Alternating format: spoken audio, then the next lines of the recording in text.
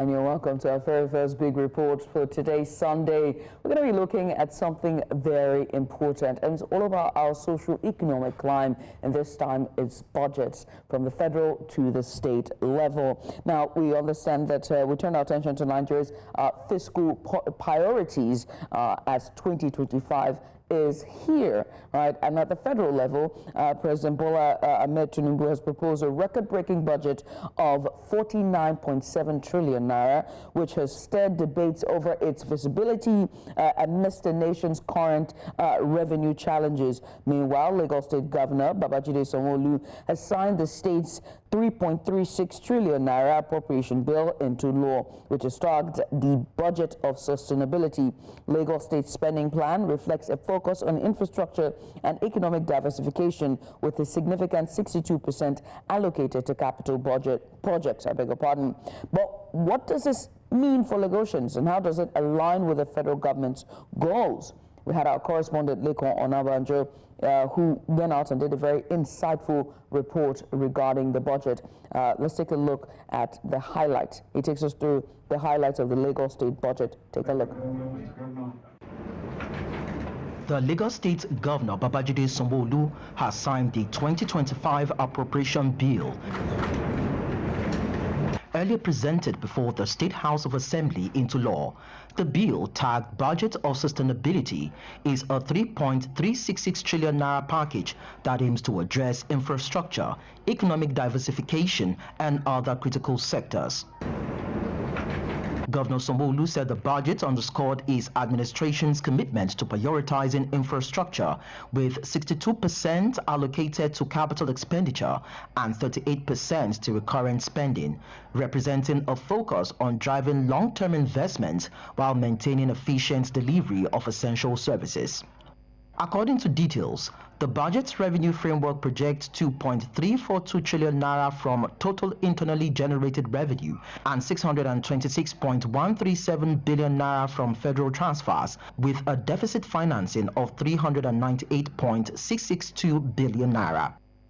The governor on November 21, 2024, presented a budget estimate of 3,535,938,198,401 naira. However, the State Assembly passed the 2025 appropriation bill, increasing it to 3,366,815,224,144 naira, stressing the imperative of developing the state's electricity, road infrastructure, and education, amongst others.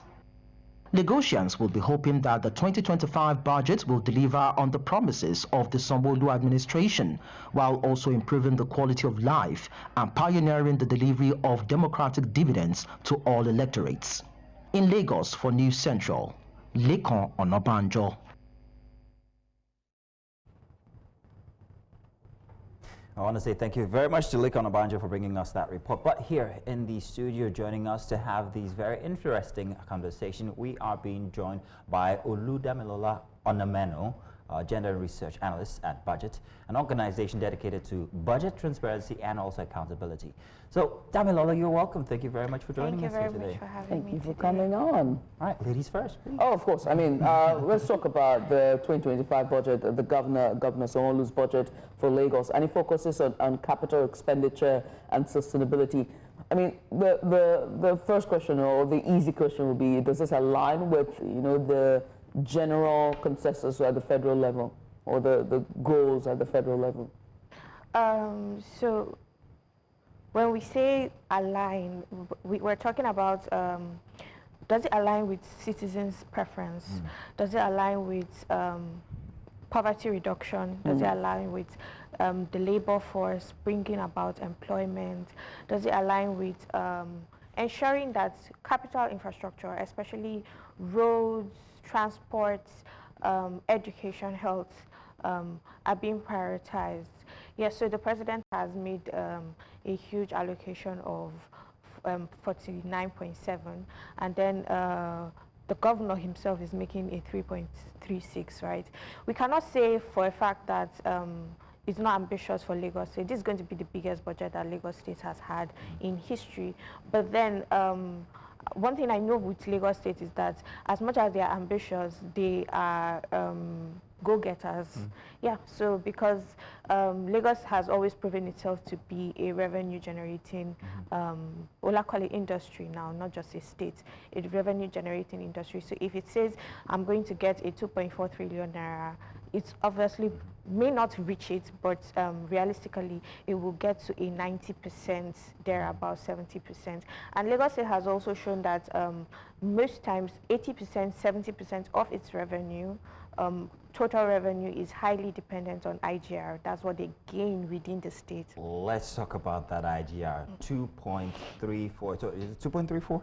It's 2.34 trillion naira IGR. And then you said something that Lagos are very ambitious here in Lagos, and that, well, you call them go-getters, or is it tax collectors? I'm sorry. What I meant to ask is, how exactly does the Lagos State government intend to generate 2.34 trillion? So yes, pay no attention to tax collection that I mentioned, or do. We cannot put tax collection aside. That is one of the huge avenues for Lagos State to mobilize revenue. Does it contribute? How much does it contribute to the internally generated revenue? It contributes over 70%. There you go. What? Because for everything you do in Lagos, it seems you need to be taxed or you need to pay dues. We're planning on opening a small shop, a shawarma shop, and by the time we discovered how much we have to pay in dues and this and that, it was like, you know what, I'm gonna do it again. So. No, but then any other strategies apart from the Lagos State government is very, it's very critical when it comes to contributing to the coffers. Well, contributing to the coffers, but also collecting its tax. It's more of they have plugged in all of the leakages to say, yes, there are still some leakages to say, oh, they are losing out on taxes, some areas, but yes, they have plugged in most of the leakages to be able to collect those taxes. Will I say the taxes are enormous or they are in diverse numbers? Yes, everywhere you go to, there is some form of tax being collected. But then the Lagos State government also has different avenues with which it generates its revenue. The Lagos State has its own enterprises when it comes to transportation, waste management, water, and all of that.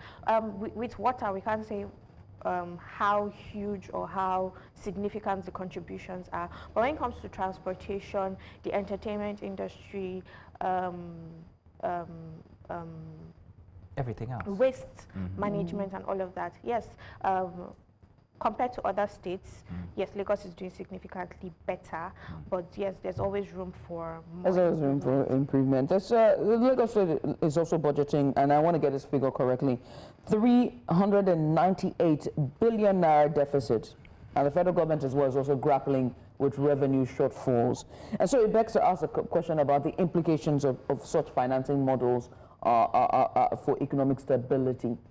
When you look at when we do the budgeting processes, most times it's inevitable to not have deficits, right? You should have deficits sometimes.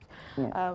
But when your deficits are growing enormously by the year, it's now calls for what is the state going to do to cut the cost of governance? What is the state going to do to ensure that they have some form of fiscal prudence within themselves? 300 billion naira in deficit is a lot. And Lagos State is the state with the highest debt. Lagos is the state number one highest debt, highest foreign debt, not just public debt, highest foreign debt. So when you have the highest foreign debt, it simply means you are susceptible to exchange rate volatility. In 2022, Lagos State recorded 1.3 trillion naira in debt.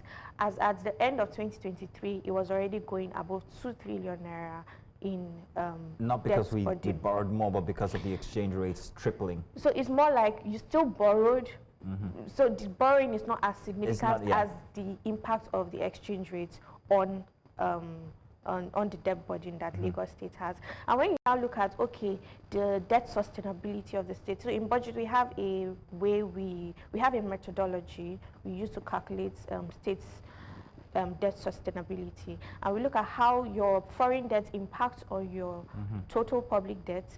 When it goes above a certain threshold of 50%, we know that you have gone above and then you're not doing significantly well. And Lagos State has gone above 50%. Or when your personnel cost to your revenue is quite significant, higher than 40%. For Lagos State, they don't do higher than 40%, but when you now look at other things like your total debt stock to your revenue is going above 200%. All of these put together is ensuring that Lagos State is, I won't say in dire situation, but they should tread carefully, especially in terms of accumulating more debt. You're looking at 300 billion. It simply means that that 300 billion will still fall back on some sense of borrowing, because you have not put out a spelled out strategy on how you're going to finance that deficit. Oh, it's tax now. No, so the tax is involved in the what you call it, in the internally generated revenue, which is already accounted for in the 2.4 trillion. Okay. So that 300 billion in deficit has not been accounted for as to how they are going to finance it, so which will now fall back on loans, because if they're always thinking about grants and grants and grants are not certain. Grants depends on the perception or what is going to be the incentive at the end of the day for them to get those grants. So, Judith, I don't know if we can shift to the federal of course. System now. Go ahead, because I was about to. With the federal budget and the omissions, the myriad of omissions, especially the big one, the elephant in the room that Judith has been trying to hack all weekend. Oh my She's goodness. got beef for it. It's Oh the my Lagos Calabar Highway, Coastal which Highway. seemed omitted. How does that happen? it has always been omitted. So even in the 2024 budget, It wasn't there. it wasn't there. Yeah. 2021, so in as much as they say, oh, this project is something that has been thought of for a long time, it has not been budgeted for. And then one would think with all the controversies that happened last year about the project, it would now be accounted for. So if we're spending 49.7 trillion in a year, and that's capital intensive project, it's not even part of the 49.7, then what are we doing? Thank you. Now, oh dear, we've gone and done it. we've woken the beast. away from that, let's talk about something that I would like for us to really discuss, and that's the subsidy. Okay. We removed the subsidy. Where did they redirect it?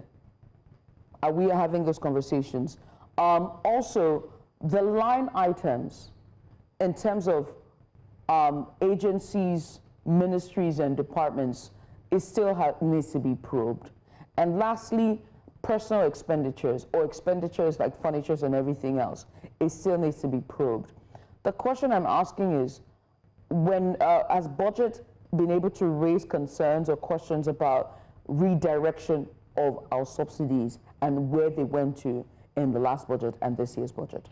Okay, so the whole process right now is, there's no Shrouded. form of, yes, shrouded. There's no form of direction because we don't even know what our implementations look like at the moment. Since 2023, fourth quarter, up until now, we have not seen any budget implementation reports, which now seems to show that we don't know what exactly it is we are saving in terms of this subsidy removal. What exactly is the exact amount to now say, oh, this is where we can redirect it to. We don't even know if we haven't saving anything at all, because everything is, this month you're hearing there's subsidy, this month you're hearing there's no more subsidy. This month, the fuel prices have gone up. They will now come out and say, oh, we're still paying some small money here in terms of subsidy. So at the end of the day, we don't know what exactly we have gained or what is the return in, I won't call it investment, return in policy right now on that subsidy. And then when you now look at the budget and you're looking at different line items or what we have for agencies and all of that. One thing that's very interesting is the development commissions, especially the new ones that were created. So we have the Niger Delta and the Northeast that has always been in existence. But now we have the Southeast, we have the Southwest, and we have the Northwest. Right. And these commissions were created for the fact that they are supposed to provide some form of poverty alleviation. They are supposed Sustainable to developmental goals. Yes, they're supposed to ensure that there's rehabilitation of infrastructures that were damaged due to some form of terrorism or insurgency in these regions. And then we looked at the budget recently and we found out that all of the allocations, most especially for the new ones that were created, were now only for personnel costs. So you're having 2.45 trillion naira just for personnel costs, which defeats the purpose of why these agencies or why these departments were created, right? So, and they have no provisions for capital projects at all. So all the 2.45 trillion is for personnel or payments of salaries and social benefits. And you're looking at agencies that could really use these monies, like the humanitarian ministry or the women affairs ministry or even health, right? Just to boost up their own allocation to ensure that it's something that is tangible. And then there's also concerns about our inflation numbers, right? And whether we like it or not, Lagos is. I want to put the state and federal on the same level in terms of inflation and cost of the living costs, cost of living crisis. There we go. That we're constantly seeing at the federal level. That they have sort of proposed that the inflation will drop by 10 points to about 25, 27%. 15%. 15%. There we go, from 37%, 37.4%. We're going to bring it down. Now, the economics is a completely different conversation entirely. But with the borrowing, with the capital-intense budget that we're looking at, do you see our cost of living crisis sort of ease? No. Oh dear Lord. I was hoping you were going to say yes. No. But so, not a very good way to start a Sunday, is it, Judith? No. Because when there's no clear cut out strategy to say, oh, we are improving on productivity, we are improving on employment and the labor force, we are improving on food security, we are also working towards ensuring that we build a sustainable economy that is not just import dependent, but also export dependent, and not just export dependent, but export of value goods. So we're not just exporting anything, we're exporting expensive and valuable things. Then that's when we can now start the conversation of reducing inflation. That's productivity matters a lot. You can do all the monetary policies you want to do. You can do all the increasing of interest rates. You're just going to be pressing on the necks of your citizens. At the end of the day, you are not achieving that inflation reduction, except you improve on productivity. So what's the government's strategy to say, oh, I want to improve on productivity. I want to ensure that we are creating more jobs, people are producing more, we are improving the spending capacity of people in the country. It's not just by increasing the minimum wage. Increasing the minimum wage when things have skyrocketed in prices is just going to be another avenue for more inflation, right? So when we say we have actually ensured that there is enough productivity to back up the economy, then we can now start to talk about inflation reduction. I have two questions. One regarding the pegging of the dollar to 1,500 from 1,700. How safe is that? It's not even how safe is that, how doable. How doable is that, I should ask? How doable is it? Well, it's not totally dependent on us as a country. Yes, that's one that we should note.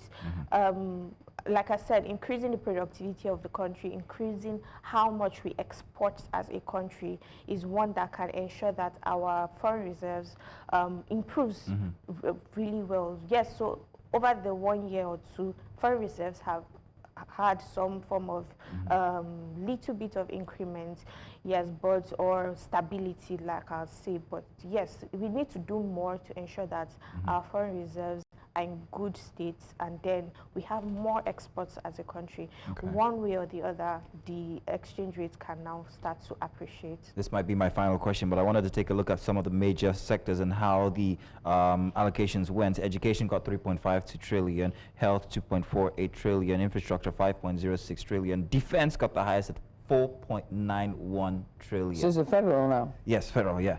So my question is, for defense, is this a safe figure, noting that we had much ado about security last year and how much was spent in security, especially when it comes to ransoms and all of that? This was a big conversation 2 weeks ago.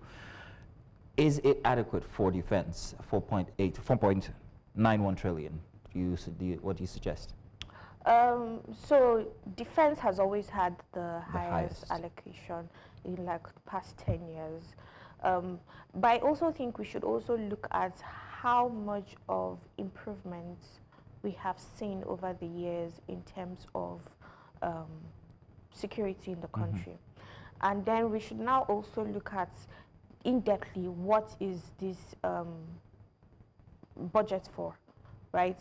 Are we having this high prioritization to defense because we are improving the technical capabilities of the servants in the sector, or is more of you're just bringing out different forms of line items that cushions the people at the top to make their lives better, or you're bringing some form of retirement benefits for the people at the top to ensure that their lives are better.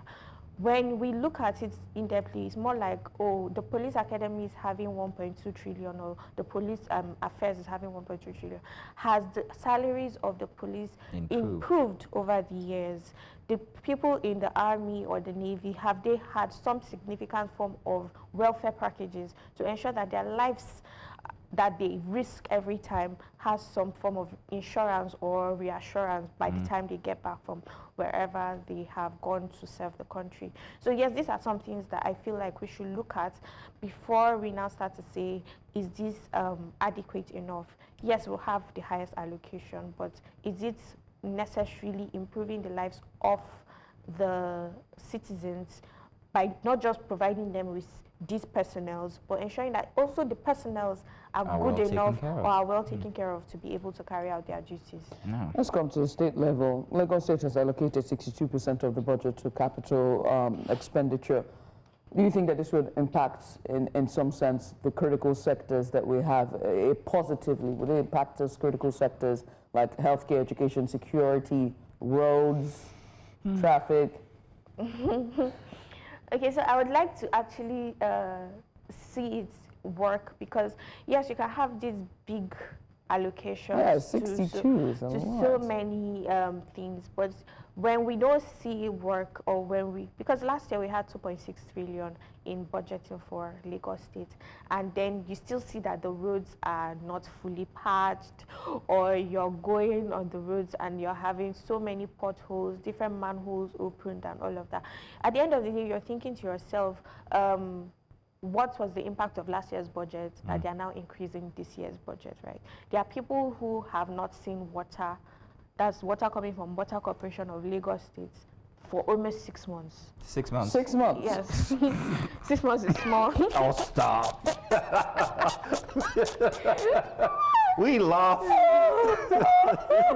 Never seen that Don't entire do that life. again. What are you talking? I can't even remember the last time I saw like Even water it from the exists. tap. It exists. No, they still do. Oh, but wow. Interesting. So You have to take us to these Last places time where was it like exists. 97. Wow. 97? Yeah. Wow. 97. There's a big reservoir in Festac. I don't know if it's ever worked. It's humongous. It's a landmark. And to tell you the truth, it must have been in the 80s when it quit working.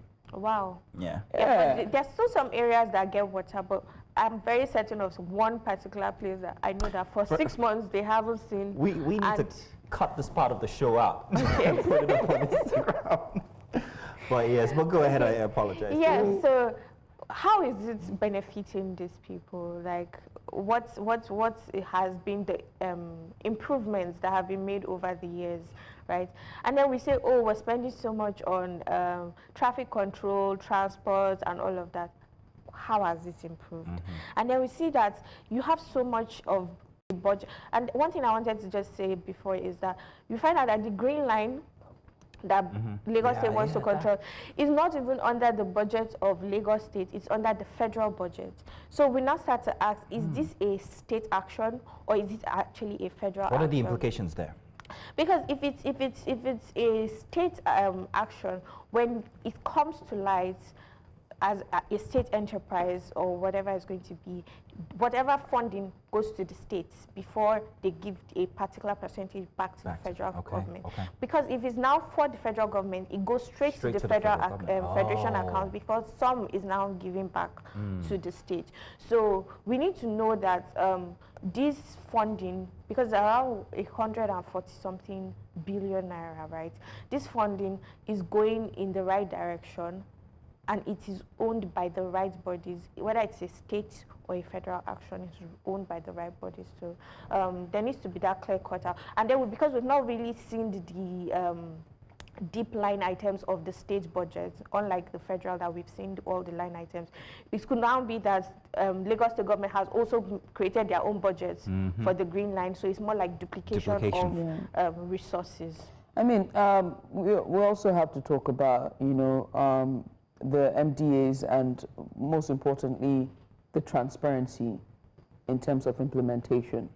Because we can have these conversations and scrutinize the budgets and, look at it and all of that. But the truth of the matter is that, Lagos already signed into law.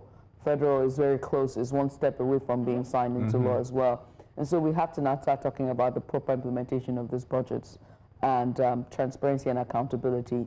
You'll find out, my final question for you is, how can, it be ensured that the MDAs are implementing, the budget and is utilized for the sake of Nigeria? I think the first point of call is in terms of disbursements. How much is even actually being disbursed? Many times we don't have those exact figures, because even when they release implementation reports, they don't release it per line item. They just release as a sector. This was what was disbursed. This is what was utilized, right? And we even end up finding out that when you disburse, the utilization is not even up to 50% or 70% sometimes, right? So it's more of how much is being disbursed to these sectors, how are they now being implemented? I know for the federal government, they have a portal called the Open Treasury Portal, where we see daily payments that goes out of the MDAs, right? So at the end of the day, it is more of these daily payments, are they linked to line items? That's something that we've not been able to achieve. And we're hoping that with engagements with the federal government and the Ministry of Budget and Planning, is something that we can actually achieve, that when these disbursements are being made, or these payments, these daily payments are being made, it is linked to what exactly the line item is, so that we know what has been disbursed. So if we know that for the Sokoto Badagry Highway, you have disbursed 50% of the amount, it is now then to go and track to say, this 50% of the amount, what stage has this project gotten to? That can we now say that in the next 1 year or 2 years it will be completed? Most times we don't see all of those. That's why a Lagos Ibadan Expressway will appear in the budget for almost 10 years, and we don't know what exactly has actually been disbursed from all of the allocations. Well, Oludamilola, I must say thank you, Onemano, for just taking out the time today and joining us this morning, quite bright and early, to just have this discussion with us. As the calm nature with which you tell such critical issues, so like as if it's nothing to worry about. Easy. We're going to suffer. We're gonna burn and crash, but we'll survive. She's like, I am, it takes time to deliver this news of doom and gloom. Exactly. Just gonna what better way to serve it than to just be easy about it? Well, thank you very much for joining us once again. Thank you so much for having me.